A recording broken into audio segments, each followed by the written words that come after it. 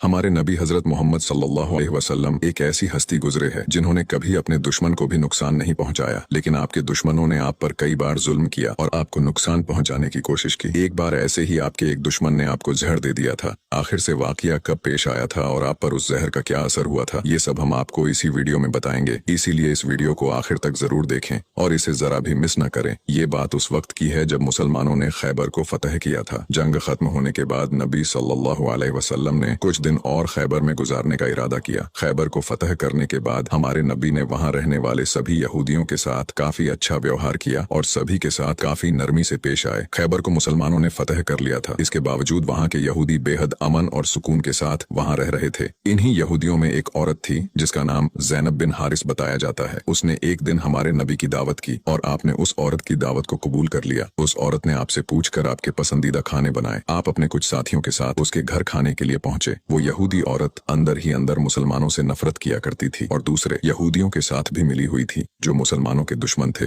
उस औरत ने खाने में पेश होने वाले बकरी के गोश्त में जहर मिला दिया था। जब जहर से भरे उस गोश्त को आपके सामने पेश किया गया और आपने खाने के लिए एक निवाला उठाया और अपने मुंह में रखा तो आप समझ गए कि इसमें जहर मिला हुआ है। आपने तुरंत अपने साथियों को खाना खाने से रोक दिया और कहा कि इसमें जहर मिला हुआ है, लेकिन अफसोस के आपके कुछ साथी उस वक्त तक कुछ गोश्त खा चुके थे जिसकी वजह से उनकी शहादत हो गई। कहा जाता है कि जहर के बारे में हमारे नबी को उस जहर की बोटी ने ही खबरदार किया था। इस वाक़े के बाद उस औरत के साथ साथ उसके सभी साथियों से पूछताछ की गई तो उन्होंने न सिर्फ अपना गुनाह कबूल किया बल्कि ये भी कहा कि हमने आपके साथ ये इसलिए किया क्योंकि हम ये देखना चाहते थे कि आप अल्लाह के सच्चे नबी हैं या नहीं। अगर आप अल्लाह के सच्चे नबी हैं तो इस जहर का आप पर असर नहीं होगा और अगर आप अल्लाह के नबी नहीं हैं तो हमें आपसे छुटकारा मिलेगा। ये बात तो सब जानते हैं कि हमारे नबी ने कभी किसी से बदला नहीं लिया, जबकि आप पर कई बार बहुत जुल्म किया गया जिसके बारे में कोई सोच भी नहीं सकता। लेकिन जब उस जहर की वजह से आपके सहाबा की शहादत हुई थी तो कानून के मुताबिक उस औरत को भी कत्ल कर दिया गया। लेकिन कुछ रिवायतों में आता है कि उस औरत ने खुदकुशी कर ली थी। वही कुछ रिवायतों में कहा जाता है कि उस औरत को माफ कर दिया गया था। इस बारे में कई मुफस्सरीन अपनी अलग अलग राय रखते हैं। एक हदीस में हजरत आयशा फरमाती है कि जब नबी सल्लल्लाहु अलैहि वसल्लम की जिंदगी के आखिरी दिन चल रहे थे और आप बीमार रहा करते थे, उस समय आप कहा करते थे कि खैबर में जो मैंने जहर से मिले हुए गोश्त का टुकड़ा खाया था उसका दर्द मैं आज भी महसूस कर सकता हूँ। ये बात कई किताबों से साबित है कि उस जहर का असर हमारे नबी के आखिरी दिनों में देखा गया था और इसी जहर के असर ने आपकी वफात में एक अहम किरदार अदा दिया था।